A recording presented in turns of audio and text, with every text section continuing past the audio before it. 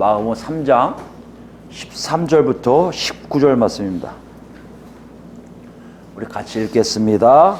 또 산에 오르사 자기가 원한 자들을 부르시니 나온지라. 이에 12를 세우셨으니 이는 자기와 함께 있게 하시고 또 보내사 전도로 하며 귀신을 내쫓는 권능도 가지게 하려 하심이로라.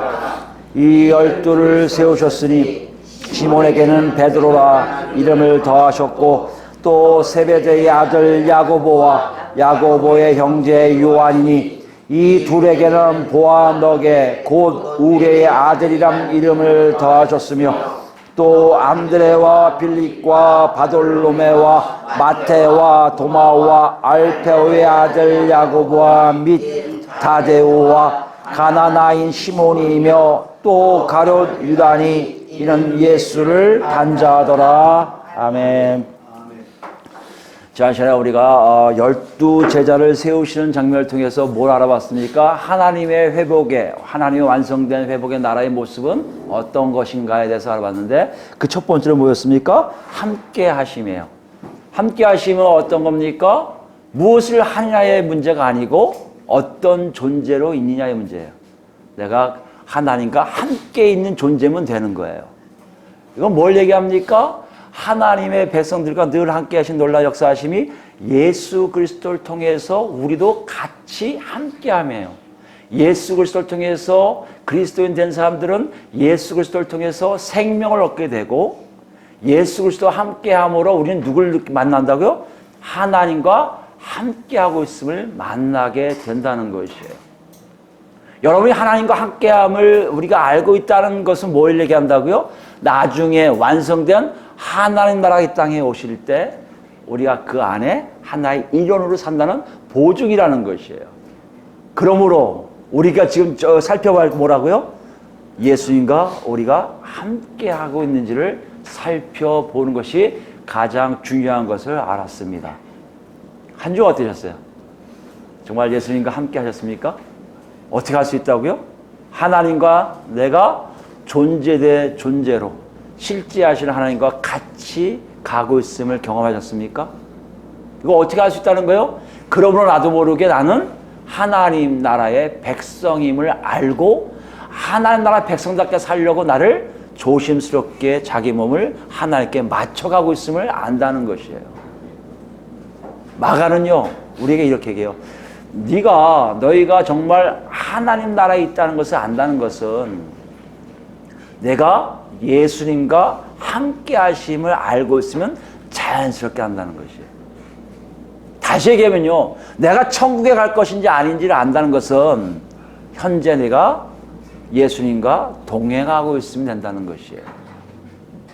여러분 우리 다 거기 계시는 줄 믿습니다. 없다고요? 노크 소리예요. 빨리 들어오시라고요. 오늘은 더 나갑니다. 오늘은요 12명의 제자를 세우심 속에서 하나님의 모습을 보여주는 것이 두 번째예요. 그게 뭡니까? 14절 중간에 보니까 후반부에 가죠. 보내사예요. 보내사.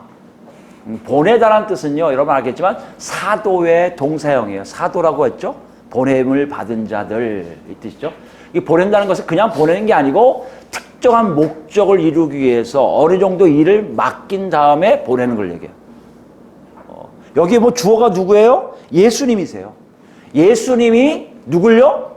12명, 여기 12명인데 우리가 지난 시간에 봤지만 12명 뭐라고 볼 수 있습니까? 교회 전체, 그죠? 하나님 나라 백성들, 그들을 특정한 목적을 위해서 이루시기 위해서 보내는 작업을 하신단 말이에요.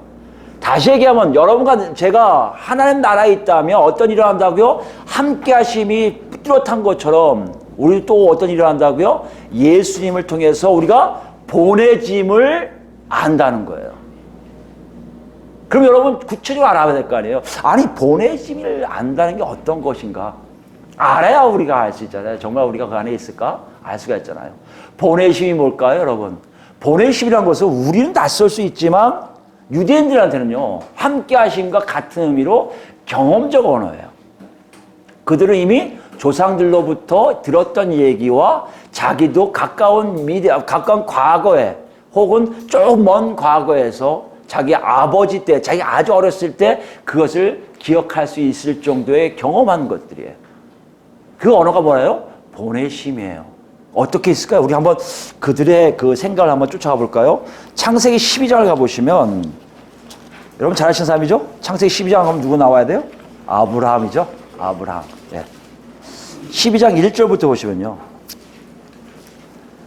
이스라엘 백성의 조상인 아브라함을 부르는 장면이 나오세요. 12장 1절입니다. 창세기 12장 1절. 여호와께서 아브라함에게 이르시되 너는 너의 고향과 친척과 아버지의 집을 떠나 내가 네게 보여줄 땅으로 가라. 내가 너로 큰 민족을 이루고 네게 복을 주어 내 이름을 창대하게 하리니 너는 복이 될지라. 너를 축복하는 자에게는 내가 복을 내리고 너를 저주하는 자에게는 내가 저주하리니 땅의 모든 족속이 너로 말미암아 복을 얻을 것이라 하신지라. 이에 아브라함이 여호와의 말씀을 따라 갔고 롯도 그와 함께 갔으며 아브라함이 하나를 떠날 때 75세였더라 라고 되어 있어요. 여기 보시면 알겠지만 어떤 땅으로 보내심을 입어요. 근데 보내심을 입는 분명한 이유가 있어요. 목적이 있어요. 그게 뭡니까? 사람들에게 모든 족속에게 복이 되도록. 어디 있습니까? 3절 보니까요. 모든 족속이 너로 말미암아 복을 얻을 것이라는 얘기예요. 이걸 보니까 보내심이라는 의미는 그냥 사람들로 가라는 게 아니라 하나님의 특정한 목적을 위해서 보내심을 입겠구나 우리 알 수가 있어요. 아브라함을 보내신 이유가 뭐라고요? 모든 족속이에요. 모든 족속은 뭡니까? 아브라함뿐만 아니라 아브라함 자손뿐만 아니라 다른 민족 전체에게 하나님이 복을 주기를 원하고 계시다는 것이에요. 이런 뚜렷함이 아브라함부터 시작한 게 아니라 그 전부터 있었다가 아브라함에부터 본격적으로 나와서 나중에 언제요? 시내 광야, 시내산에서 이스라엘 백성들이 시내산 언약을 사인한 후에 더 구체적으로 본격적으로 나오기 시작합니다. 그것은 이스라엘 백성들이 잘못했을 때 사람을 보내서 꾸짖는 일을 하는 사람들, 그뿐만 아니라 다른 민족에게까지도 하나님이 보내신 작업들을 하기 시작하는데 그걸 보통 우리는 뭐라고 한다? 선지자라고 얘기한다는 것이죠.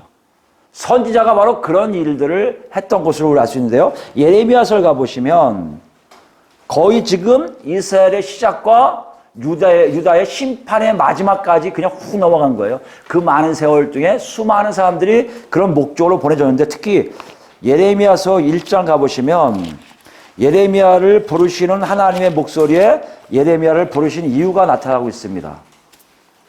1장 4절부터 볼까요? 예레미야서 1장입니다. 1049페이지에 있어요.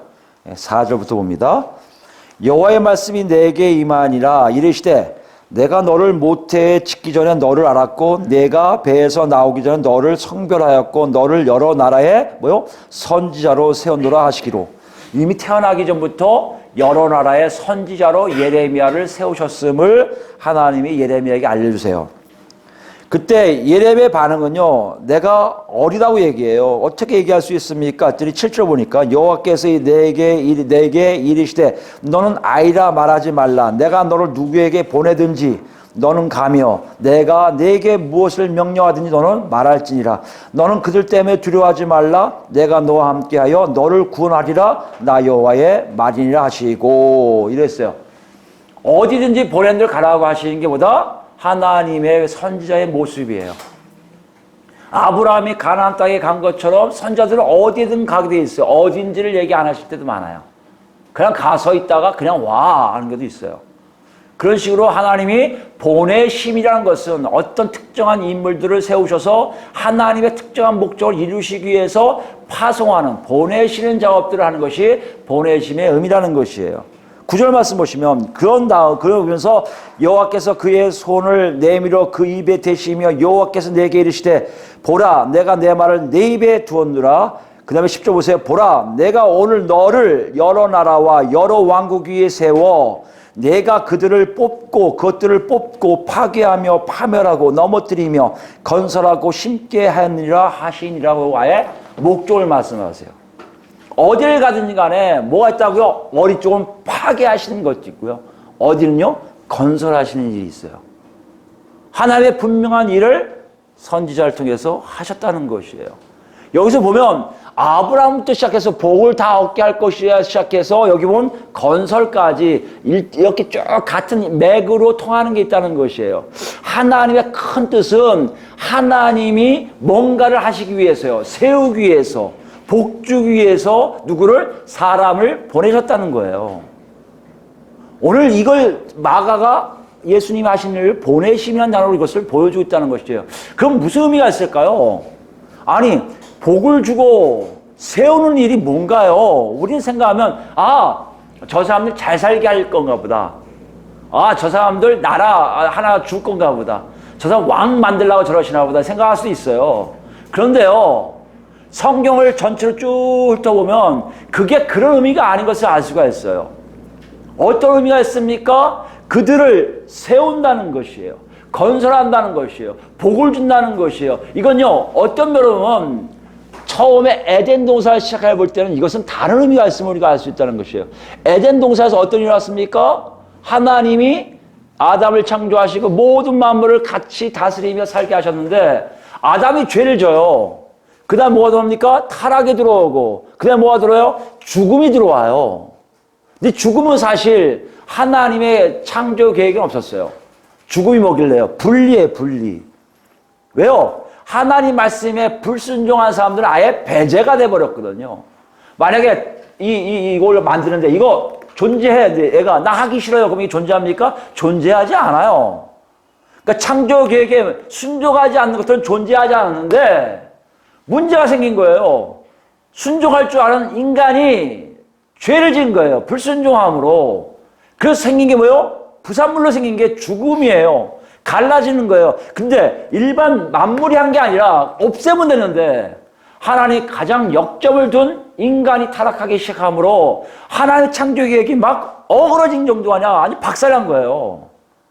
하나님 어떻게 했을까요? 다 없앨까요? 아니요. 하나님은 의로우시고 신실하셔서 한 번 말씀하신 것을 반드시 지키시는 분이거든요. 사람을 창조하신 이유를 반드시 이루실 분이거든요. 어떻게 해야 돼요? 죽음에서 그 사람을 건져내야죠. 이 작업을 사람들 통해서 하기 시작하는 거예요. 그게 뭐냐고요? 그게 건설하는 것이고요. 그게 복 주는 거예요. 이거 우리 뭐라고 얘기해요? 구원이라고 얘기해요. 구원의 뜻이 뭡니까? 그러니까 건져내는 거예요. 위험에서 건져내고요. 죽음에서 건져내는 것이고요. 구조하다, 살리다는 뜻이 바로 구원이라는 단어에 있다는 것이에요. 이렇게 보면 아브라함이 모든 족속에 복을 주신다는 얘기와 선지자를 통해서 나라를 건설하신다는 이유는 뭡니까? 그 민족들에게 구원을 베푸시겠다는 뜻이라는 얘기예요. 여러분 이게 이해되시겠습니까? 굉장히 중요한 얘기예요. 아브라함의 모습도 바로 그렇습니다. 아브라함을 통해서 아브라함을 보내셨어요. 특정한 목적이 뭐라고요? 가는 곳곳마다 만나는 모든 족속들을 다 살려내시기 위함이에요. 구원시키기 위함이에요. 근데 문제가 생겼어요. 무슨 문제예요?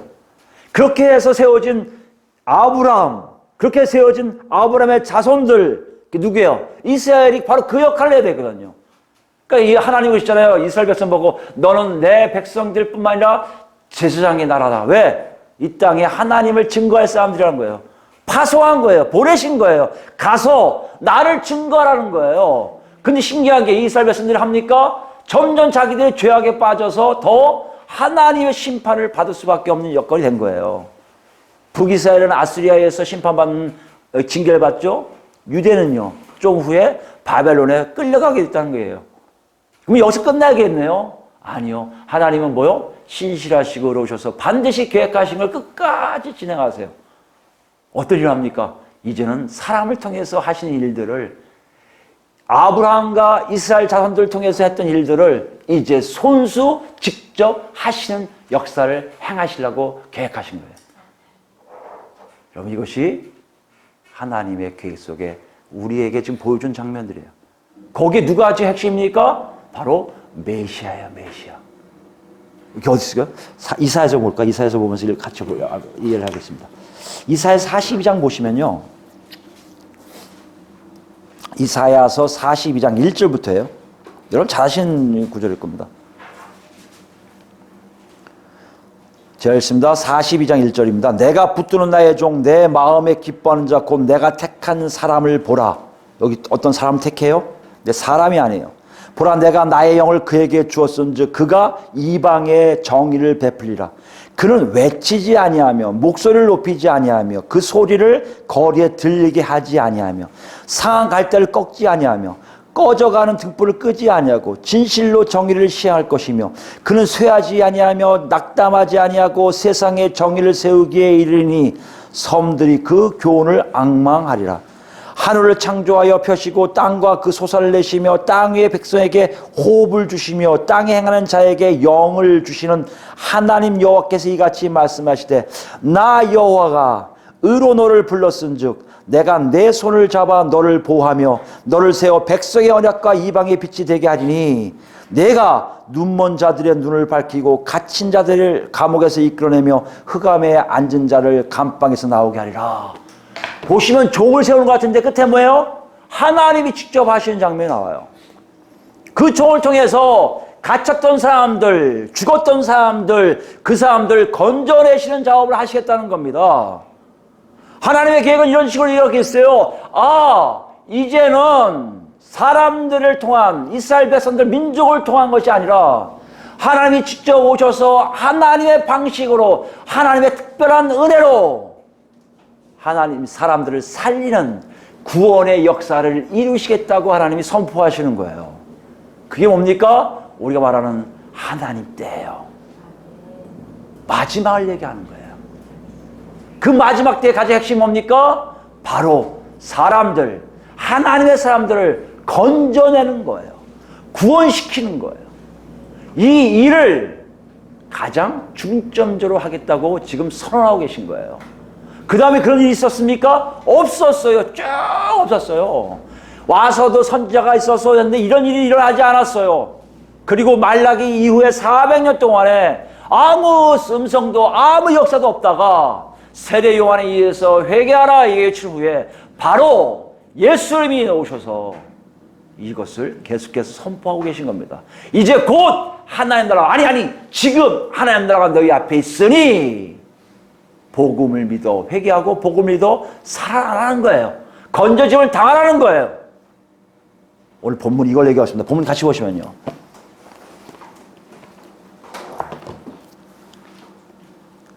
예수님이 12 제자를 세우신 장면이 여기 있습니다. 하나님의 모습을, 하나님 나라의 모습을 하겠지만 함께함도 있지만 보내심은 바로 이거예요. 예수님이 이걸 선언하시는 거예요. 내가 지금 누구라는 거예요? 하나님의 종이라는 얘기예요. 하나님이 기름 부음 받은, 하나님이 기름 부어주신, 하나님이 영을 부어주신 그 종이 바로 나이며 내가 하던 일들을 나의 분신과 같은 제자들, 나의 분신과 같은 교회가 행하게 될 것이라는 것을 좀 선언하고 계신 거예요. 이것은 뭘 얘기합니까? 여태까지 했던 모든 하나님의 역사가 완전히 뒤바뀌어서 완전히 바뀌어서 하나님의 마지막 때 세상의 모든 민족들을 다 거두시는 그 장면이 왔음을 선언하시는 것이고 그 장면의 가장 핵심은 하나님이 직접 손을 뻗쳐 그들을 다 건져내시겠다는 것이에요. 이것을 위해서 뭐한다? 보내심을 받았다는 거예요. 그럼 여러분, 우리를 한번 생각해 보세요. 여러분, 그거에 대해서 지금 어떻게 생각하고 계십니까? 정말 그러고 계세요? 여러분 마음속에 지금이 종말인가 아닌가 헷갈리는 분들이 많이 있을 거예요. 정말 마지막 때인가? 그리고 구원에 대해서 얘기하면 꼭 구원을 얘기해야 돼? 예수 믿는 거는 그런 게 아니야. 예수 믿는 거는 우리가 할 수 없는 놀라운 정말 혈인으로서 그분의 가르침과 그분이 얘기하는 사랑의 그 얘기가 너무 좋아서 그 안에 푹 빠져 살면 이 땅이 좋아지는 것을 얘기하시기 위해서 오신 분이지 우리를 어떻게 하려는 것이 아니야 라고 얘기하는 경우 많지 않습니까? 교양으로 생각하시면 많지 않아요? 문화적으로 생각하는 분이 많지 않아요? 거기에 그분들은 대부분 뭘 빼뜨립니까? 마지막 때라는 얘기를 싫어해요. 종말을 싫어해요. 그런데 우리에게 정확하게 지금 얘기하시는 것은 마가를 통해서 우리에게 얘기하시는 너희들이 알아야 할 것은 예수가 너희를 부르셨고 예수가 너희를 호명해서 너희가 와서 너희를 세우셔서 너희와 함께함을 너희가 안다면, 그리고 너희가 보내심을 정확하게 알고 있다면 너희는 뭐다?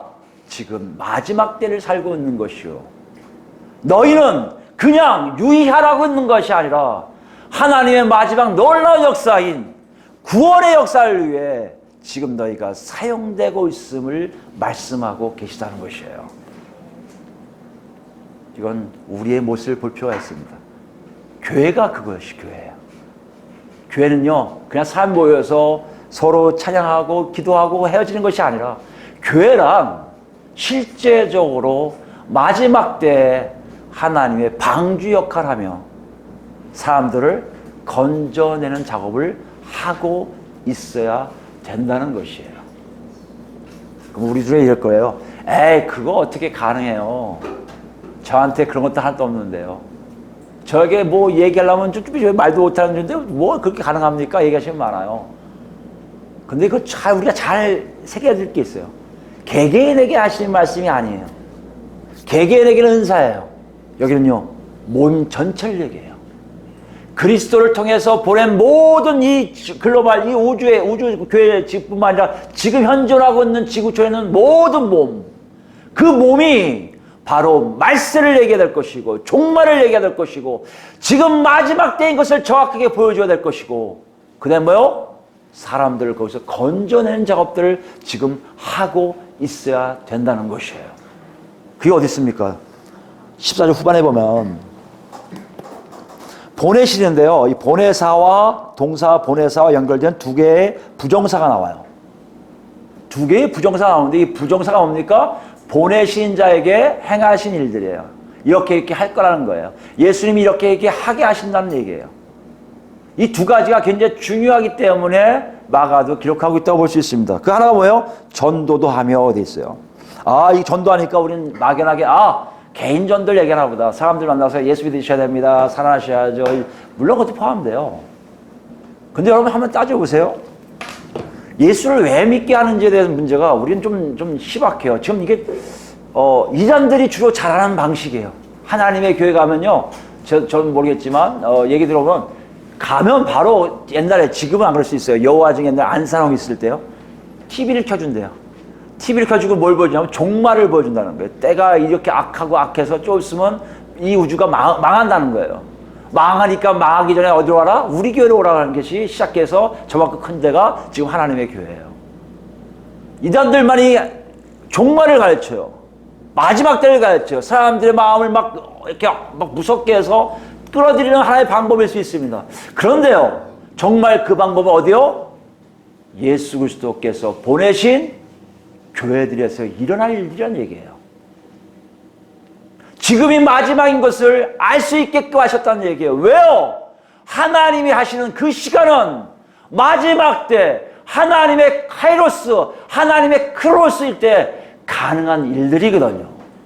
그 이단들이 싹 가로채본 것뿐이지 우리가 안 한 것은 안 된다는 얘기예요. 그런 의미 볼 때 전도란 개인에게 예수 믿으세요는 은사적인 것도 있지만 그게 아니라 교회 전체가 세상을 향해서, 시대를 향해서 선언하는 겁니다. 여러분, 지금은 마지막 때요. 조금 있으면 하나님의 심판이 곧 이 땅에 있을 것입니다라고 선포하는 거예요. 이게 전도예요. 예수 믿으셔야 돼요. 우리 교회와 교회. 저 교회 가지 말고 우리 교회와, 이거 하는 거 아니에요. 우리 교회와 예수, 주일 선수 잘하고 11조 잘해야지 복 받아. 이거 전도 아니에요, 여러분. 우리가 할 건 뭡니까? 우리의 삶 속에 우리가 갖고 있는 내용 중에 마지막 때를 사는 백성들, 하나님의 부르심을 받은 백성들, 예수와 같이 하나님 뜻대로 살려고 몸부림치는 걸 통해서 저들이 왜 저렇게 살지? 왜 저럴 수밖에 없지? 단 한 가지래. 조금 있으면 그 하나님이 오시기 때문에 저렇다는 거야. 이게 전도라는 얘기예요, 여러분. 그것이 보내심을 받은 자들에게는 다 있었어요. 실제로 있었어요. 두 번째 뭐가 있을까요? 귀신을 내쫓는 권능이에요. 이거 보면 또 많은 목사님들이 얘기해요. 왜 오늘날 교회는 귀신을 못 내쫓습니까?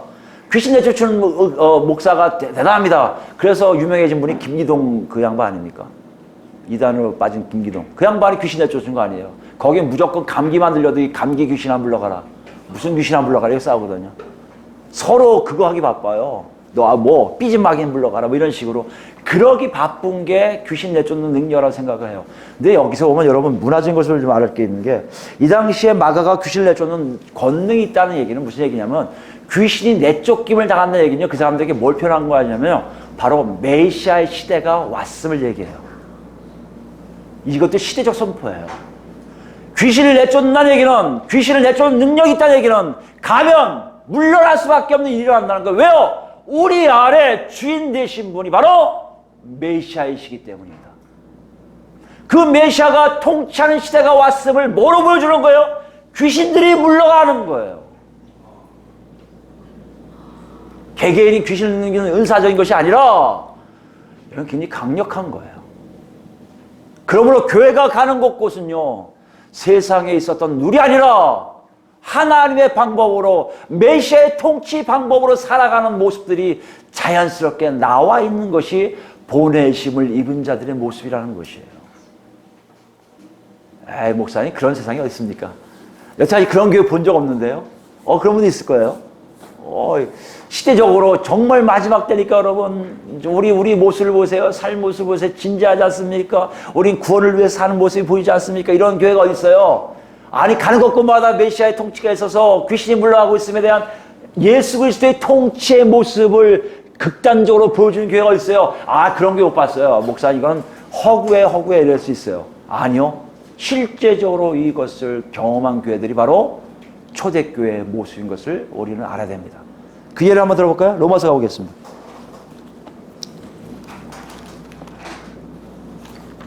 로마서 1장 보면요. 로마서는 누구하고 관련되어 있어요? 지금 마가복음을 읽고 있는 사람들과 관련되어 있어요. 마가복음이 로마에 있는 그리스도인들에게 보내는 책이라면 바로 로마서도 바로 그들에게 보내는 글이거든요. 여기에 바울 사도가 쓴 걸 보시기 바랍니다. 1장 1절부터입니다. 예수 그리스도의 종 바울은 사도로 부르심을 받아 하나님의 복음을 위하여 택정함을 입었으니 이 복음은 하나님이 선자들을 통하여 그의 아들에 관하여 성경에 미리 약속하신 것이라. 그의 아들에 관하여 말하면 육신으로는 다윗의 혈통에서 나셨고 지금 뭐 얘기한 거예요? 메시아가 누구신 것을 정확하게 보여주고 있어요. 성결의 영으로는 죽은 자들 가운데서 부활하신 능력으로 하나님의 아들로 선포되었으니 곧 우리 주 예수 메시아시니라 됐어요. 5절입니다. 그로 말미암아 우리가 은혜와 사도의 직분을 받아 그의 이름을 위하여 모든 이방인 중에서 믿어 순종하게 하나니. 누가 지금 하고 있다는 거예요? 사도들이 이런 일을 하고 있다는 거예요. 누구에게요? 모든 이방인들에게 예수 그리스도의 통치, 예수의 시대, 그리스도의 시대, 하나님의 마지막 시대를 알리고자 자기들이 일을 하고 있는데 이 뜻이에요. 6절 보세요. 너희도 그들 중에서 예수 그리스도의 것으로 부르심을 받은 자리라. 로마에 있는 사람들이 물론 시작은 유대인들이 했을 수 있겠지만 로마에 있는 사람들은 팔레스타인하고 많이 떨어져 있는 곳이에요. 소문에 의해서 난 사람들일 수 있겠지만 직접 그들 눈에 누가 나타나신 거예요? 바로 예수님이 나타나신 것이고요. 그들 스스로가 성령에서 뒤바뀜을 한 것이고요. 그들 스스로가 예수 그리스도에서 선택받고 예수 그리스도에 의해서 부르심을 받은 사람 것을 정확하게 알고 있는 사람들이라는 얘기예요. 이건요 허구가 아니에요. 소설 이야기가 아니에요. 정말 시대적으로 마지막 때입니다. 여러분 들어오셔야 됩니다 하고 외치는 것과 그것을 위해 메시아가 오셨음을 증거하는 그 모임이 자연스럽게 로마 교회 너희들 아니냐 하고 마가가 지금 얘기하고 있다는 것이에요. 7절 말씀 볼까요? 로마에서 하나님의 사랑하심을 받고 성도로 부르심을 받은 모든 자에게 뭐라고 부르심을 받았다고요? 사랑하심을 받고 성도로 부르심을 받은 자예요. 거룩한 존재라고 부르심을 받은 자. 여러분 여기 로마에 굉장히 많을 것 같죠? 아니에요. 가정 예배예요. 아마 우리 여기 뭐 공동체 정도 되면 꽤 큰 가정교회였을 거예요.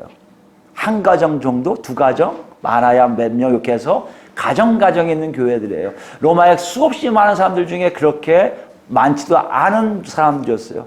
근데 어떤 일을 합니까? 그들에 의해서 로마 전체가 뒤집어지잖아요. 여기 이것만 했나요? 데살로니가로 갑시다. 데살로니가 전서 가볼까요? 로마 교회뿐만 아니라 데살로니가 교회도 오면 사도 바울이 이렇게 편지를 써요. 데살로니가 전서 1장입니다. 1장 4절 보시면 1장 4절 하나님의 사랑하심을 받은 형제들아 너희를 택하심을 아노라. 너희의 뭘 받는다고요? 택하심을 아노라. 이는 우리 복음이 너에게 말로만 이른 것이 아니라 잘 들으시기 바랍니다. 여긴 더 구체적으로 얘기해요. 아까 복음은 예수 그리스도가 다윗 메시아임을 얘기하고요. 성결의 영 성령을 통해서 완전 죽었다 부활하신 걸 얘기함으로써 교리적인 걸 얘기했다면 여기 데살로니가전서 1장 4절부터는요. 바울 사도가 구체적으로 예증을 드는 거예요. 우리가 말로만 이룬 것이 아니라 또한 능력과 성령과 큰 확신으로 된 것임이라. 우리가 너희 가운데 너희를 위하여 이 어떤 사람이 된 것은 너희가 아는 바와 같으니라. 또 너희는 많은 환난 가운데 성령의 기쁨으로 말씀을 받아 우리와 줄 본받은 자가 되었으니. 뭐로요? 성령을 통해 뒤바뀌었단 말이에요. 완전히 바뀌었단 말이에요. 뭐요? 마지막 때에 뭐요? 예수 그리스도를 통해서 성령이 역사하심을 통해 뒤바뀌어 있음을 얘기하고 있어요.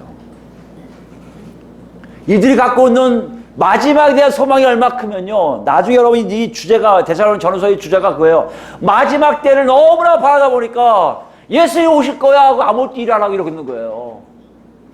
그 정도로 마지막에 대한 소망이 굉장히 강한 지역이었습니다. 근데 뭐를 시작했다고요? 성령이 그들을 뒤집어 놓으니. 말이 아니었어요, 여러분. 사람의 말은 바꿀 수 있지만 성령이 오셔서 예수 그리스도가 바로 그 시대를 알리는 귀신을 내쫓는 메시아의 시대와 마지막 때를 알리는 하나님의 놀라운 구원의 역사를 얘기할 때 그들이 뒤집어진 거예요. 그뿐만 아니에요. 7절 볼까요? 그러므로 너희가 마게도니아와 아가야에 있는 모든 믿는 데 뭐가 됐어요? 본이 되었느니라. 다른 지역까지 영향을 미쳐요. 주의 말씀이 너에게로부터 마게도냐와 아가야에서 들릴 뿐만 아니라 하나님을 향하는 너희 믿음의 소문이 각처에 퍼졌으므로 우리는 아무 말도 할 것이 없노라. 사람이 이해하지 않은 걸 얘기하는 거예요. 이것이 아까 우리가 얘기한 보낸 자들의 특징에서 정말 그런 역사가 일어나는 거예요. 마지막 때를 바라는 사람들이 메시아를 통해서 뒤집어져서 성령에 의해서 사는 삶이 소문이 나기 시작하는 거예요. 저 사람들 왜 저래? 좀 말세래 끝난데 예수님이란 분이 있는데 그분 때문에 저렇게 된 거래. 뭐요? 그 사람 누군데 하다가 다시 나도 그럴래 그래서 들어오는 거예요. 사람의 역사가 아니라는 것이죠. 9절입니다. 그들이 우리에 대하여 스스로 말하기를 우리가 어떻게 너희 가운데 들어갔는지와 너희가 어떻게 우상을 버리고 뭘 버려요? 우상을 버리고 하나님께로 돌아와서 살아 계시고 참되신 하나님을 섬기는 자와 또 죽은 자들 가운데서 다시 살리신 그의 아들이 하늘로부터 강림하실 것을 너희가 어떻게 기다리는지를 말하니. 보셨어요? 마지막을 기다리는 사람들의 간절함이 있는 거예요. 예수의 오시기만 기다리는 거예요. 왜요? 그들 안에 있는 이 보내심이, 성령을 통해서 알게 하심이, 마지막 때 하나님의 직접 역사하심이 구원으로 건져짐을 당한 자들이 공통적으로 느끼는 거예요. 그 간절함이 얼마나 강하니. 이는 장래의 노하심에서 우리를 건지시는 예수시니라. 아멘. 건져짐을 당하는 것이 너무 좋은 거예요. 그 중심에 누가 있다? 예수 그리스도라는 얘기예요. 여러분, 예수님 지금 보내신다는 얘기, 전도하게 하시고 귀신 내쫓는다는 얘기, 이거 뭐요? 시대를 향해서, 사람을 향해서가 아니라 개개인의 문제의 은사가 아니라 교회의 공동체 전체가, 아니 예수님이 보내신 모든 그리스도인들을 통해서 이제 뭘 하시는 거예요? 조금 있으면 이 땅 끝나고 지금 현재 메시아가 우리를 통치하고 계신데 그 예수님이 실제로 내려오실 거라는 얘기를 아무렇지 않게 그걸 통해서 말할 수 있는 사람뿐만 아니라 그것 때문에 자기 삶을 바꿔서 거기에 맞춰 사는 사람들이라는 얘기예요. 근데 왜 여태까지 안 오셨어요? 여러분 생각해 보세요. 만약에 100년 전에 오셨으면 우리 구원 받았어요, 못 받았어요? 우리 아마 안 태어날 수도 있을 거예요. 그죠? 하나님의 역사의 시대가 한 바퀴 도는 거예요. 지구 전체를 지요. 유럽을 통해서 미국 가고, 미국에서 동양 가고, 동해에서 한국 가고, 한국에서 다시 이슬람이나 이런 사람들 가고 있는 거예요. 한 바퀴 돌면 끝난다고 볼 수 있죠. 바울 사도 지금 이걸 얘기하잖아요. 로마서요. 우리 민족 하나님 포기 안 하실 거야. 분명히 이들도 구원한 시기가 있을 거라는 기대가 있는 거 아니에요. 실제로 유대인들이 요새 그런 구원을 받고 있다는 얘기들 많이 보고 있지 않습니까? 가까워지고 있는 거예요. 뭐가요? 하나님의 그 언약의 말씀이 실제적으로 우리 안에 일어나고 있음을 보여주고 계신 거 아니겠습니까? 우리 한번 보세요. 근데 우리 한국교회를 보세요. 구원 얘기하면요, 구원파들만 얘기한다고 착각해요. 우리 이단이 너무 강해요. 이단 얘기하면 다 버리려고 그래요. 안 들으려고 그래요. 그거 구원파나 얘기하는 것이지. 그 희한해요. 교회 안에만 들어와서요, 세례만 받으면 다 구원이 있다고 착각해요. 그게 원래 영세라고 해서 천주교에서 나온 방식이에요. 천주교는 그래서 영세예요. 한 번을 받고 영원히 구원받는 걸 표징하는 세례예요. 그들은 그러면 그 안에 들어왔기 때문에 영원히 살 거라는 거예요. 아니, 실수하면 그들은 어디 가요? 연옥 갔다가 다시 천국 갈 수 있다는 거 아니에요. 그 논리를 그 다음에 펼치고 있거든요. 그런데 우리는 이상하게 그렇지도 않으면서도 세례만 받으면 다 구원이 있다고 착각들을 해요. 아니, 직분 받으면 다 구원이 있다고 착각을 해요. 그런데 한번 생각해 보세요. 왜 이렇게 그것이 중요한가? 저 여러분에게 한번 묻고 싶어요. 여러분과 제 안에 정말 하나님이 다시 오실 것, 다시 예수 그리스도의 재림을 통해서 하나님의 마지막 심판이 조금 있으면 온다는 것이 여러분 안에 정말 간절하십니까? 거기에 맞춰서 여러분 삶을, 인생을 사람들하고 얘기하면서 자연스럽게 내 삶이 왜, 뭐의 기준인지를 정확하게 그걸 기점으로 말하고 계십니까? 대부분 그렇지 않잖아요. 왜 그럴까요, 여러분? 우리는 그런 시대를 살고 있지를 아는 것처럼 얘기해요. 뭔 훗날이라고 생각해요. 뭔 훗날이 아니에요, 여러분. 당장 여러분과 제가 이 땅에서 죽으면 바로 예수님을 만나든지 지옥에 떨어지는 둘 중에 하나가 된다니까요. 우리 시대의 모습이에요. 예수님은 지금 이걸 우리에게 계속 증거하라고 하셨는데, 증거하라고 우리는 점점 그것을 증거하고 있지를 않을 뿐만 아니라 아예 관심을 갖지 않아요. 교회에서 행사도 모두 다 기쁨의 축제만 하려고 했어요. 뭔 축제면 축제. 축제하기 바빠요. 아니요, 축제가 아니죠. 살려내는 작업들을 하셔야죠. 아니, 사람들 전도 집회 다 그런 걸 얘기하는 게 아니라 100명이면 100명이 다, 1000명이면 1000명이 다 구원의 관심과 구원으로 들어가는 작업들을 하셔야 될 거 아니에요. 여기서 우리는 굉장히 위험한 시대에 살고 있음을 스스로 느끼게 하고 있습니다. 본문 보면 이걸 마가는 그대로 우리에게 증거하고 있어요. 16절부터 보면요, 굉장히 많은 마가의 의도가 나타나요. 여러분 12명의 제자 이름이 쫙 나와요. 근데 여러분 아주 예민하게 보시는 분들, 아주 예리하게 보시는 분들은 좀 독특할 겁니다. 베드로와 야고보와 요한은 자세하게 표현했는데 16절, 17절까지 했는데요. 나머지 8명은요, 그냥 8절에, 18절에 하나 다 집어넣었어요. 그죠? 그 다음에요, 19절에 또 하나, 딴 인물 하나 이렇게 해놨어요. 지금 마가는요, 앞에 세 사람을 크게 비교하려고 했어요. 아마 앞에 세 사람이 로마 교회 교인들하고 많이 관계될 수 있을 거라 생각합니다. 볼까요? 베드로가 자주 왔겠죠. 얘기도 들었겠죠. 요한도 그 옆에서 왔다 갔다 했겠죠. 여기 야고보는 왜 썼을까요?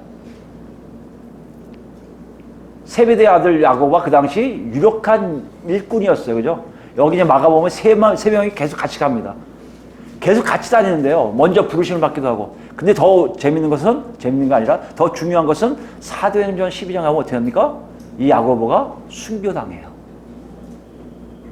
어떻게 보면 로마 교회 이걸 보고 있는 독자 입장에서는요, 야고보가 지도자였어 이거보다는 그 순교 사건이 더 크게 그들에게 와 있었을 거예요. 아, 베드로 사도는 고생하고 요한 사도 고생하는 거 다 들었고 야고보는 순교당한 걸 아는 사람들이 18절에 나온 이 8명의 모든 사람들, 하는 사람들 다 고생했을 거야. 우리는 알아요. 후학들은 다 알아요. 여기 독자들은 모를 수 있어요. 우린 더 잘 알죠. 여기서 대부분 다 순교당해요. 그것도 외지로 가서, 도마 같은 사람은 저기 인도로 가서 순교당합니다. 물에 빠져 죽였다는 얘기도 있고 막 다 잘렸다는 얘기도 있고 그래요. 그냥 살아있지 않은 사람들이 대반이에요. 마가는 몰랐을 거예요. 그러니까 3절 이 두 사람만 강조하고 세 사람만 강조하고 나머지 처리하고 그 다음에 19절에 있는 사람이에요. 이 사람을 자세하게 기록해요. 여기 뭐 18절에 가나나인이라고 특별하게 나오는데 여러분 여기 1번이라고 써있는 밑에 보면 뭐라고 되어 있습니까? 아람어에서 온 말로 열심당원이 있죠. 열심당원을 가나나인이라고 표현했다는 거예요. 열심당원은 그 당시에 혁명을 추구하던 사람이에요. 그러니까 그런 식으로 간략하게 썼어요. 19절은요. 가룟유다예요.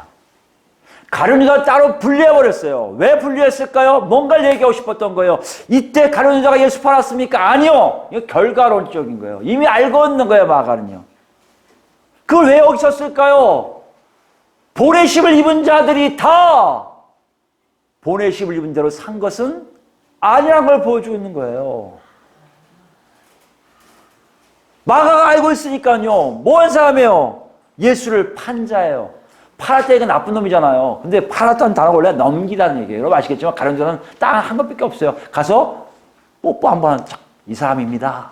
넘기는 거죠. 이게 넘기다는 뜻이에요. 넘겨주다. 예수를 누구에게요? 잡으러 온 사람에게 넘겨준 사람이라는 뜻이에요.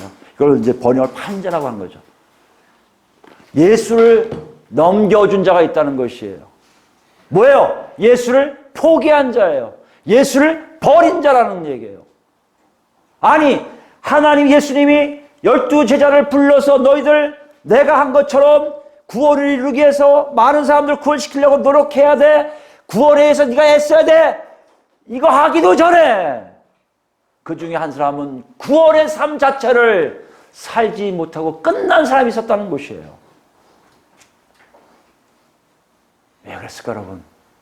가룟유다가 왜 그랬을까요? 여러 가지 이유가 있겠죠. 마가는 우리에게 이걸 보여주고 있습니다. 너희 삶에도 분명히 그런 친구가 있듯이 똑같이 보내심을 받은 자 중에 떨어져 나간 친구들이 있듯이 예수님의 12제자 안에도 있었어. 왜? 이것이 마지막 때의 모습이라는 것이에요.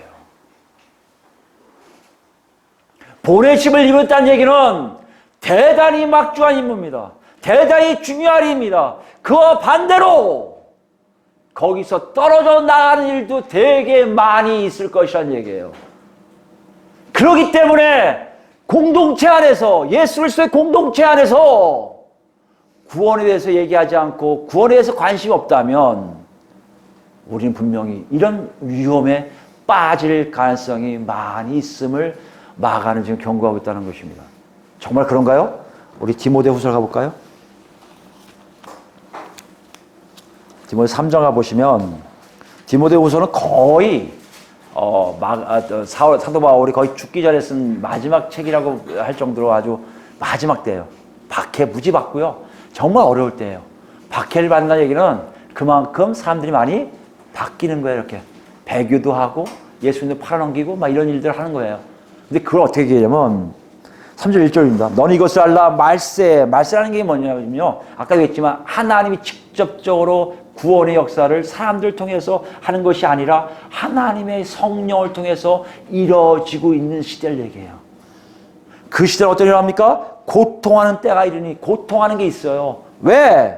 사람들이 자기를 사랑하며 돈을 사랑하며 자랑하며 교만하며 배반하며 부모를 거역하며 불순종하며 감사하지 않으며 거룩하지 아니하며 무정하며 원통함을 풀지 않고 모함하며 절제하지 못하며 사나우며 선한 것을 좋아하지 아니하며 배신하며 조급하며 자만하며 쾌락을 사랑하기를 하나님 사랑하는 것보다 더하며 경건의 모양은 있으나 경건의 능력은 부인하니 이게 마지막 때의 사람들의 모습이라는 거예요. 하나님과 가까이 가면 갈수록 이게 여건이 안 된다는 거예요, 여러분. 지금 보내심을 입은 자들에게 예수 판자인 가룟 유다를 왜 얘기할까요? 보내심을 입은 자에게 12명 중에 한 명이 탈락한 것과 같이 너희 중에도 분명히 그런 사람이 있음을 녹화하고 있고요. 왜요? 박해가 가까워졌고 이미 박해를 받은 사람들이기 때문에 그것을 알고 있다는 거 아니겠습니까? 이건 우리에게 지금 큰 경고 사연이에요. 만약에 우리가 있던 하나님의 시대적 선언과 메시아의 통치를 받고 있음을 정확하게 살고 있지 않다면, 그리고 구원에 대해서 하나님의 건져짐에 대해서 전혀 관심이 없다면 세상의 흐름은 우리에게 이럴 겁니다. 네가 그렇게 살 필요 전혀 없어. 무슨 말세야? 무슨 마지막이야? 그건 하나님이 아니라 종교 지도자들이 너를 묶으려고 일부러 하는 얘기들이야. 근데 여기 보시면 내용 알겠지만 실제적으로 1세기 중반 이후겠죠. 쓴 기록 내용이 지금 보면 더 뚜렷하지 않습니까? 하나님을 사랑하기보다 쾌락을 사랑하는 게 더 빠르지 않아요?